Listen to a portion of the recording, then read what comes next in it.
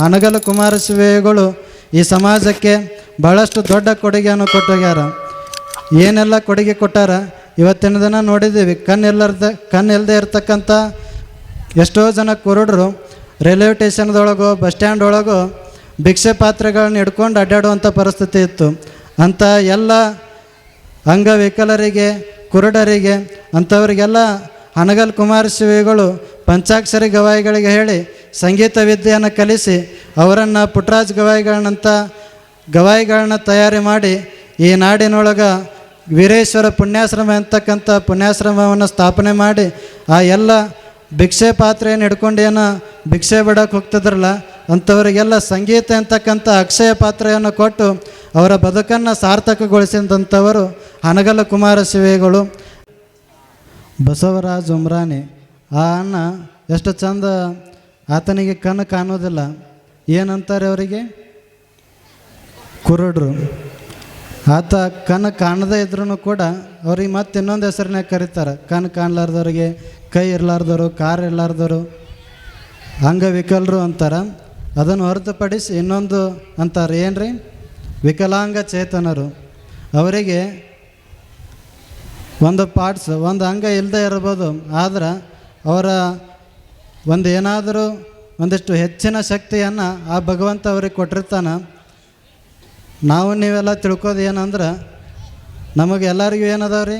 ಕಾಲು, ಕೈ, ಕಣ್ಣು ಎಲ್ಲ ಅದಾವೆ. ಆದರೂ ಕೂಡ ಏನನ್ನೂ ಕೂಡ ಸಾಧನೆ ಮಾಡಲಾರ್ದಂಗೆ ಹಿಂದುಳಿಯಾಕತ್ತೀವಿ. ಸುಮ್ಮನೆ ಈ ಜೀವನವನ್ನು ವ್ಯರ್ಥ ಮಾಡ್ಕೊಳಕತ್ತೀವಿ. ಅಂಥದ್ರೊಳಗೆ ಆ ಕಣ್ಣು ಇಲ್ಲದೆ ಇರ್ತಕ್ಕಂಥ ಅಂಥ ಸಾಧಕರನ್ನು ನೋಡಿ ನಾವು ಅವರನ್ನು ಆದರ್ಶವಾಗಿ ಇಟ್ಕೊಂಡು ಬದುಕಬೇಕು. ಒಂದು ಸಲ ಒಬ್ಬ ವ್ಯಕ್ತಿ ಆತನಿಗೆ ಜೀವನವನ್ನು ಬೇಸರ ಮಾಡ್ಕೊಂಡಿರ್ತಾನೆ. ಆತನಿಗೆ ಜೀವನ ಸಾಕಾಗಿ ಸಾಯಬೇಕಂತ ನಿರ್ಧಾರ ಮಾಡ್ತಾನೆ. ಸಾಯಬೇಕಂತ ನಿರ್ಧಾರ ಮಾಡಿ ಆತ ಊರು ದಾಟಿ ಹೊರಗೆ ಹೋಗಿ ಸತ್ರ ಆತ ತಂದು, ಎಲ್ಲೋ ಕಾಡಿನ ಹೋಗಿ ಸತ್ರ ಆತ ತಂದು ಊರು ದಾಟಿ ಹೋಗ್ತಿರ್ತಾನೆ ರೀ. ಊರು ದಾಟಿ ಹೋಗ್ತಿರ್ತಾನೆ. ಆ ಸಂದರ್ಭದೊಳಗೆ ಊರಿಂತ ಹೊರಗೆ ಒಂದು ಆಶ್ರಮ ಇತ್ತು. ಆ ಆಶ್ರಮದೊಳಗೆ ಯಾರಿದ್ರಂದ್ರೆ ರಮಣ ಮಹರ್ಷಿಗಳ ತಂದು ಆಗಿ ಹೋಗ್ತಾರೆ. ಒಬ್ಬ ದೊಡ್ಡ ಮಹರ್ಷಿಗಳು. ಅಂತಹ ಮಹಾತ್ಮರು ಆ ಆಶ್ರಮದೊಳಗೆ ಇರ್ತಿದ್ರು. ಆತ ಏನು ವಿಚಾರ ಮಾಡ್ತಾನಂದ್ರೆ, ಸಾಯಕ್ಕೆ ಹೊಂಟಿರ್ತಕ್ಕಂಥ ವ್ಯಕ್ತಿ ಇನ್ನೇನು ಸಾಯಕ್ಕೆ ಹೊಂಟೇನಿ, ಸಾಯೋದ್ರೊಳಗೆ ಒಂದು ಸಲ ಆ ಮಠಕ್ಕೆ ಹೋಗಿ ಗುರುಗಳ ದರ್ಶನ ತೊಗೊಂಡು ಅವ್ರ ಆಶೀರ್ವಾದ ತೊಗೊಂಡು ಹೋಗಿ ಸತ್ರ ಆತು ಅಂತಂದು ವಿಚಾರ ಮಾಡಿ ಹೊಕ್ಕಾನ್ರಿ. ಅವ ಎಲ್ಲಿಗೆ ಹೊಕ್ಕಾನ್ರಿ? ಆ ಆಶ್ರಮಕ್ಕೆ ಹೊಕ್ಕಾನ. ಆ ಆಶ್ರಮಕ್ಕೆ ಹೊಕ್ಕಾನ. ಗುರುಗಳು ಏನು ಮಾಡ್ತಿರ್ತಾರೆ ಅಂದ್ರೆ, ಊಟದ ಎಲೆಗೆ ಏನಂತೀರಿ? ಊಟದ ಎಲೆಗೆ ಏನಂತೀರಿ? ಅವಕ್ಕೆ ಮೊದಲ ಪೋಣಿಸಿ ಮಾಡಿರ್ತಿದ್ರು ನೋಡ್ರಿ ಅವನು, ಪತ್ರೋಳಿ ಎಲೆ. ಆ ಪತ್ರೋಳಿ ಎಲೆಗಳನ್ನು ಆ ರಮಣ ಮಹರ್ಷಿಗಳು ಅವನ್ನ ಪೋಣಿಸಿ ಹೊಲದ ಇಡ್ತಾಯಿದ್ರು. ಅವನು ತಯಾರು ಮಾಡಿ ಇಡ್ತಾಯಿದ್ರು. ಅದನ್ನು ಈತ ನೋಡ್ತಾನೆ. ನೋಡಿ ನಮಸ್ಕಾರ ಮಾಡ್ತಾನೆ ರೀ ಗುರುಗಳಿಗೆ. ಉದ್ದಕ್ಕೆ ಸಾಷ್ಟಾಂಗ ನಮಸ್ಕಾರ ಮಾಡ್ತಾನೆ. ನಮಸ್ಕಾರ ಮಾಡಿ ಸೈಡ್ ಕುಂಡಿರ್ತಾನೆ. ಅಪ್ಪಗಳ, ನನಗೆ ಜೀವನ ಬೇಸರ ಆಗೈತ್ರಿ, ಸಾಯಕ್ಕೆ ಹೊಂಟೇನಿ, ಆಶೀರ್ವಾದ ಮಾಡಿರಿ ಅಂತ ಹೇಳ್ತಾನೆ. ನನಗೆ ಆಶೀರ್ವಾದ ಮಾಡಿರಿ ಅಂತ ಹೇಳ್ತಾನೆ. ಅವಾಗ ಅವ್ರು ಏನು ಮಾಡ್ತಾರಂದ್ರೆ ಕಣ್ಣು ಎತ್ತಿ ನೋಡಂಗಿಲ್ಲ ರೀ ಅವರು. ಅವ್ರೇನು ಅವ್ನ ಪತ್ರೋಳಿಯಲ್ಲಿ ಪೋಣಿಸ್ತಿರ್ತಾರಲ್ಲ ಅದ ಕಾರ್ಯದೊಳಗೆ ನಿರತರಿರ್ತಾರೆ ಅವರು.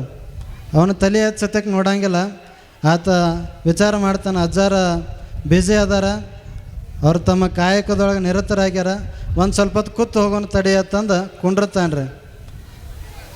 ಒಂದು 10 ನಿಮಿಷ ಆಕೈತಿ, 20 ನಿಮಿಷ ಆಕೈತಿ, ಅರ್ಧ ತಾಸು ಆಕೈತಿ ರೀ. ಅರ್ಧ ತಾಸು ಆದ್ಮೇಲೆ ಮತ್ತೆ ಕೇಳ್ತಾನೆ, ಅಪ್ಪಗಳ ನನಗೆ ಜೀವನ ಬೇಸರ ಆಗೈತೆ ರೀ, ಸಾಯಕ್ಕೆ ಹೊಂಟೇನಿ, ನನಗೆ ಕೊನೆಯದಾಗ ಆಶೀರ್ವಾದ ಮಾಡಿ ಕಳಿಸ್ರಿ ಅಂತಾನೆ. ಅವಾಗ ಅವರು ಒಂದು ಕಡೆ ನೋಡೋಂಗಿಲ್ಲ. ಅವ್ರು ಹೆಂಗೆ ಅದನ್ನು ಪೋಣಿಸ್ತಿರ್ತಾರಲ್ಲ ಪತ್ರೋಳಿಯಲ್ಲಿ, ಅದ ಕಾರ್ಯದೊಳಗೆ ನಿರತರಾಗಿರ್ತಾರೆ. ಆತ ಇನ್ನೊಂದು ಸ್ವಲ್ಪ ಕಾಯೋಣ ತಂದು ಮತ್ತೆ ಕುಂಡಿರ್ತಾನೆ ರೀ. ಅರ್ಧ ತಾಸು ಇದ್ದದ್ದು 1 ತಾಸು ಆಕೈತಿ, 1 ತಾಸು ಇದ್ದದ್ದು 2 ತಾಸು ಆಕೈತಿ ರೀ. ಆದರೂ ಅವ್ರು ಏನು ಮಾಡ್ತಿರ್ತಾರೆ ಅದನ್ನು ಮಾಡ್ತಿರ್ತಾರೆ. ಅವಾಗ ಆತನಿಗೂ ತಲೆ ಕೆಡ್ತೈತಿ. ತಲೆ ಕೆಟ್ಟ ಅವ ಏನಂತಾನಂದ್ರೆ, ಇನ್ನೇನು ಸಹಾಯಕ್ಕೆ ಹೊಂಟೇನಿ, ಇವ್ರ ಆಶೀರ್ವಾದ ತೊಗೊಂಡು ಏನು ಮಾಡೋದತ್ತಂದು ಹೇಳ್ತಾನೆ ರೀ. ಇನ್ನೊಂದು ಸಲ ನಮಸ್ಕಾರ ಮಾಡ್ತಾನೆ. ನಾ ಸಹಾಯಕ್ಕೆ ಹೊಂಟೇನಿ ರೀ, ನೀವೇನಾರ ಮಾಡಿರಿ ಹೋಗಿ ಬರ್ತೀನಿ ಅಂತಂದು ಹಿಂಗೆ ಹೊರಗೆ ಹೋಗ್ತಿರ್ತಾನೆ ರೀ ಬಾಗ್ಲ ದಾಟಿ. ಅವಾಗ ಆ ರಮಣ ಮಹರ್ಷಿಗಳು ಕರೀತಾರೆ ಅವನು. ಏತಮ್ಮ ಬಾಯಲ್ಲಿ ಅಂತಾರ. ಎಲ್ಲಿ ಹೊಂಟಿ ಅಂತಂದು ಕೇಳ್ತಾರ. ಹಿಂಗೆ ಸಾಯಕ್ಕೆ ಹೊಂಟೇನ್ರಿ ಅಂತ ಹೇಳ್ತಾನೆ. ಹೋಗೋ ಮುಂದೆ ಅವ್ರೇನು ಇಷ್ಟಮಟ್ಟ ಪೋಣಿಸಿರ್ತಾರಲ್ರಿ ಎಲೆಗಳನ್ನ, ಅವಷ್ಟು 2 ತಾಸು ಕೂತು ಭಾಳಷ್ಟು ಎಲೆಗಳನ್ನ ಪೋಣಿಸಿರ್ತಾರೆ, ತಟ್ಟೆಗಳನ್ನ. ಅವನ್ನೆಲ್ಲ ಅವನ ಕೈಯಾಗ ಕೊಡ್ತಾರೆ. ಅವನ್ನೆಲ್ಲ ಅವನ ಕೈಯಾಗ ಕೊಟ್ಟು ಹೇಳ್ತಾರೆ, ಏನು ಸಾಯಕ್ಕೆ ಹೊಂಟಿಲ್ಲ, ಹೋಗೋ ಮುಂದೆ ದಾರ್ಯಾಗ ಒಂದು ಸೈಡ್ ಎಲ್ಲರ ತಿಪ್ಪೆ ಒಗೆದು ಹೋಗತ್ತೆ ಹೇಳ್ತಾರೆ. ಏನು ರೀ, ಆ ಎಲ್ಲ ಎಲೆ ತಟ್ಟೆಗಳನ್ನು ತಿಪ್ಪೆ ಒಗೆದು ಹೋಗತ್ತೆ ಹೇಳ್ತಾರೆ. ಅವಾಗ ಆತಂತಾನು ಗುರುಗಳಿಗೆ, ಯಾಕ್ರಿ ಅಜ್ಜಾರ ಹುಚ್ಚಿಗೆ ಚಿಡ್ದತ್ತೇನ್ರಿ ನಿಮಗೆ? ನಾನು ಇಲ್ಲೇ ಕೂತು ನೋಡಾಕತ್ತೀನಿ, 2 ತಾಸು ನೋಡೇನಿ, 1 ತಾಸಲ್ಲ 2 ತಾಸು ನೋಡೇನಿ. ಭಾಳ ಕಷ್ಟಪಟ್ಟು ಈ ಎಲೆಗಳನ್ನು, ಈ ಊಟದ ಎಲೆಗಳನ್ನು ನೀವು ತಯಾರು ಮಾಡಿರಿ, ಹಂಗೆ ಒಗೆದು ಬಾ ಅಂತಿರಲ್ಲ, ಯಾಕೆ ಏನಾರ ಆಗೈತೇನ್ರಿ ನಿಮಗೆ ಅಂತಂದು ಕೇಳ್ತಾನೆ. ಅವಾಗ ಆ ಗುರುಗಳ ಕಿಮ್ಮತ್ತಿನ ಮಾತು ಹೇಳ್ತಾರೆ. ಏನಂದ್ರೆ, ಅಲ್ಲ ಹುಚ್ಚ, ಬರೀ 2 ತಾಸು ಕೂತು ಪೋಣಿಸಿದ ಎಲೆಗಳನ್ನ ತಯಾರು ಮಾಡಿದ ಎಲೆ ತಟ್ಟೆಗಳನ್ನು ಒಗೆದು ಬರೋಕೆ ಎಷ್ಟು ವಿಚಾರ ಮಾಡ್ತಿ? ನಿನ್ನ ಈ ಮಾನವ ಜನ್ಮವನ್ನು, ನಿನ್ನ ಈ ಶರೀರವನ್ನು ತಯಾರು ಮಾಡೋಕೆ ಆ ಭಗವಂತ ನಿನ್ನ ತಾಯಿ ಎಷ್ಟು ದಿನ ಟೈಮ್ ತೊಗೊಂಡಾರಿ? 9 ತಿಂಗಳು. 9 ತಿಂಗಳು ಟೈಮ್ ತೊಗೊಂಡು ನಿನ್ನ ಈ ಬದುಕನ್ನು ಕೊಟ್ಟಾರ. ಇದನ್ನು ಹಂಗೆ ವ್ಯರ್ಥ ಮಾಡ್ಕೊಳಕತ್ತಿಲ್ಲ ಅಂತಂದು ಗುರುಗಳು ಹೇಳಿದ. ಅವಾಗ ತನಗೆ ಜ್ಞಾನೋದಯ ಆಕ್ಕೈತಿ. ಇದನ್ನು ಹೇಳೋ ಉದ್ದೇಶ ಏನಂದ್ರೆ, ಭೂಮಿ ಮ್ಯಾಗ ಎಲ್ಲರೂ ಹುಟ್ಟಿ ಬರ್ತಾರೆ, ಆದ್ರೆ ಬಂದು ಹಂಗೆ ಹೋದ್ರೆ ಏನೂ ಈ ಶರೀರಕ್ಕೆ ಏನೂ ಕಿಮ್ಮತ್ತು ಕೊಟ್ಟಂಗೆ ಆಗಂಗಿಲ್ಲ, ಸಾರ್ಥಕತೆ ಆಗಲ್ಲ. ಅದಕ್ಕೆ ಒಂದು ಕಡೆ ಹೇಳ್ತಾರೆ, ಹುಟ್ಟಿದಾಗ ಜಾತಕ, ಸತ್ತಾಗ ಸೂತಕ, ಇವೆರಡರ ನಡುವೆ ಬರೀ ನಾಟಕ. ಹೀಗೆ ಹೋದರೆ ನಿನ್ನ ಬದುಕು ನಿರರ್ಥಕ, ಮೊರೆ ಹೋಗು ಗುರುವಿನ ಪಾದಕ, ಆಗ ನೋಡು ನಿನ್ನ ಬದುಕು ಸಾರ್ಥಕ. ಹೋಗ್ಬೇಕಾಗಿತ್ತಂದ್ರೆ ಎಲ್ಲಿ ಹೋಗ್ಬೇಕ್ರಿ? ಗುರುವಿನ ಹತ್ರ ಹೋಗ್ಬೇಕು. ಗುರುವಿನ ಹತ್ರ ಶರಣರ ವಚನಗಳನ್ನ ಮೊರೆ ಹೋದ್ವಿ ಅಂದ್ರೆ ನಮ್ಮ ಜೀವನ ಸಾರ್ಥಕ ಆಕೈತೆ ಅನ್ನೋ ಮಾತನ್ನು ಹೇಳುತ್ತಾ, ಅದೇ ರೀತಿ ನಮ್ಮ ಓಲೆ ಮಠದ ಹಿಂದಿನ ಪೂಜ್ಯರು ನನ್ನನ್ನು ಶಿವಮಂದಿರಕ್ಕೆ ಕಲಿಯಾಕೆ ಬಿಟ್ಟವ್ರ. ಅವರ ನಮ್ಮ ಭಕ್ತರೆಲ್ಲ ನಮ್ಮ ಗುರುಗಳೆಲ್ಲ ವಿಚಾರ ಮಾಡಕತ್ತಿದ್ರು, ನಮ್ಮ ಮರದೇವರನ್ನು ಎಲ್ಲಿ ಕಲಿಯಾಕೆ ಬಿಡಬೇಕು, ಮುಂದೆ ಸ್ವಾಮಿಗಳು ಮಾಡಬೇಕಲ್ಲ, ಅದಕ್ಕೆ ಎಲ್ಲಿ ಕಲಿಯಾಕೆ ಬಿಡಬೇಕು ಅಂತಂದು ವಿಚಾರ ಮಾಡಕತ್ತಾಗ ಓಲೆ ಮಠದ ಅಜ್ಜಾರು ಹೇಳ್ತಾರೆ, ಶಿವಮಂದಿರಕ್ಕೆ ಬಿಟ್ಟು ಬರ್ರಿ ಅಂತಂದು ಸ್ವತಃ ಅವರ ಕರ್ಕೊಂಡೋಗಿ ನಮ್ಮನ್ನ ಶಿವಮಂದಿರಕ್ಕೆ ಕಲಿಯಾಕೆ ಬಿಟ್ಟಿದ್ರು. ಇನ್ನು ಅದ ಶಿವಮಂದಿರದೊಳಗೆ ಒಂದೇ ರೂಮ್ನೇ ಆಗಲೇ ಅಜ್ಜಾರು ಹೇಳಿದರು. ಅವರು ನಾವು ಕೂಡೇ ಕಲ್ತಿದ್ವಿ, ಅಲ್ಲಿಯೂ ಕೂಡ ಕೂಡಿ ಕಲ್ತೀವಿ. ಅದೇ ರೀತಿ ಇಲ್ಲಿಯೂ ಕೂಡ ಕೂಡಿ ಸಮಾಜ ಸೇವೆಯನ್ನು ಮಾಡುವಂಥ ಅವಕಾಶ ನಮ್ಮಿಬ್ಬರಿಗೂ ಸಿಕ್ಕಿದೆ. ಇಲ್ಲಿ ನಮ್ಮದು ಮಗ್ಗಲ ಕಡಪಟ್ಟಿ ರೀ, ಅವ್ರದ್ದು ಜಮಖಂಡಿ. ಇನ್ನು ಹುಬ್ಬಳ್ಳಿ ಹತ್ರ ಒಂದು ಮಠ ಐತ್ರಿ ಅವ್ರದ್ದು. ನಮ್ಮದು ಅಲ್ಲಿ ಕಮಡೋಳಿ ರೀ, ಅವ್ರದ್ದು ಹುಲಗೂರು.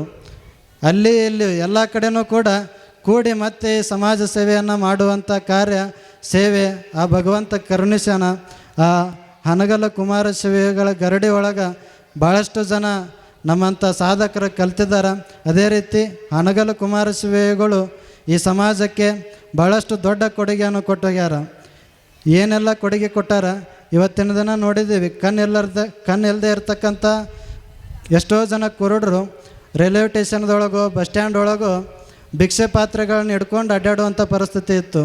ಅಂಥ ಎಲ್ಲ ಅಂಗವಿಕಲರಿಗೆ, ಕುರುಡರಿಗೆ, ಅಂಥವರಿಗೆಲ್ಲ ಹನಗಲ್ ಕುಮಾರ ಶಿವೆಗಳು ಪಂಚಾಕ್ಷರಿ ಗವಾಯಿಗಳಿಗೆ ಹೇಳಿ ಸಂಗೀತ ವಿದ್ಯೆಯನ್ನು ಕಲಿಸಿ ಅವರನ್ನು ಪುಟ್ಟರಾಜ್ ಗವಾಯಿಗಳನ್ನ ತಯಾರಿ ಮಾಡಿ ಈ ನಾಡಿನೊಳಗೆ ವೀರೇಶ್ವರ ಪುಣ್ಯಾಶ್ರಮ ಅಂತಕ್ಕಂಥ ಪುಣ್ಯಾಶ್ರಮವನ್ನು ಸ್ಥಾಪನೆ ಮಾಡಿ ಆ ಎಲ್ಲ ಭಿಕ್ಷೆ ಪಾತ್ರೆಯನ್ನು ಹಿಡ್ಕೊಂಡು ಭಿಕ್ಷೆ ಬಿಡೋಕೆ ಹೋಗ್ತಿದ್ರಲ್ಲ ಅಂಥವರಿಗೆಲ್ಲ ಸಂಗೀತ ಅಂತಕ್ಕಂಥ ಅಕ್ಷಯ ಪಾತ್ರೆಯನ್ನು ಕೊಟ್ಟು ಅವರ ಬದುಕನ್ನು ಸಾರ್ಥಕಗೊಳಿಸಿದಂಥವರು ಹನಗಲ ಕುಮಾರ ಶಿವೆಗಳು. ಆದ ಕಾರಣ ಅಂಥ ಪರಮ ಪೂಜ್ಯರ ಆಶೀರ್ವಾದ ನಿಮ್ಮೆಲ್ಲರ ಮೇಲೆ ಸದಾಕಾಲ ಇರಲಿ ಎಂದು ಹೇಳುತ್ತಾ ನನ್ನೆರಡು ಮಾತುಗಳು ವಿರಾಮ ನೀಡುತ್ತೆ.